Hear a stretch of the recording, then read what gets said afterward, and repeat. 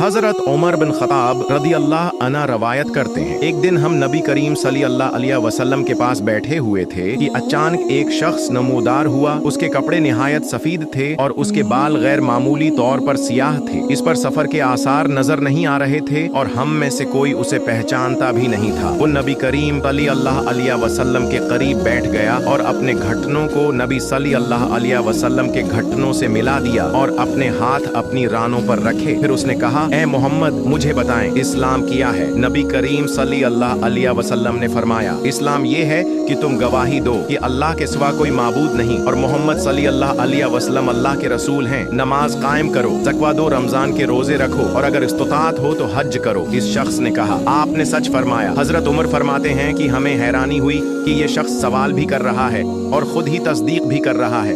फिर उसने कहा, मुझे बताएं ईमान किया है। आप सल्लल्लाहु अलैहि वसल्लम ने फरमाया, ईमान ये है कि तुम अल्लाह पर हो, इसके फरिश्तों पर, उसकी किताबों पर, उसके रसूलों पर, क़यामत के दिन पर और तकदीर खैर व शर पर ईमान लाओ। उसने फिर कहा, आपने सच फरमाया। फिर उसने पूछा, मुझे बताएं एहसान किया है। आप सल्लल्लाहु अलैहि वसल्लम ने फरमाया, एहसान ये है कि तुम अल्लाह की इबादत ऐसे करो जैसे तुम उसे देख रहे हो और अगर ये मुमकिन न हो तो कम इज़ कम ये समझो कि वो तुम्हें देख रहा है। फिर उसने पूछा, मुझे क़यामत के बारे में बताएं।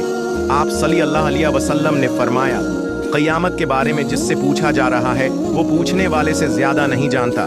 उसने कहा, मुझे उसकी कुछ निशानियाँ बता दें। आप सल्लल्लाहु अलैहि वसल्लम ने फरमाया, जब बांदी अपने मालिक को जन्म दे दे और जब तुम नंगे पांव नंगे बदन गरीब चरवाहों को देखो कि वो बुलंद व बाला इमारतें बनाने में एक दूसरे से आगे बढ़ रहे हैं। फिर वो शख्स चला गया। कुछ देर बाद नबी सल्लल्लाहु अलैहि वसल्लम ने फरमाया, उम्र किया, तुम जानते हो ये शख्स कौन था? मैंने कहा, अल्लाह और उसके रसूल ही बेहतर जानते हैं।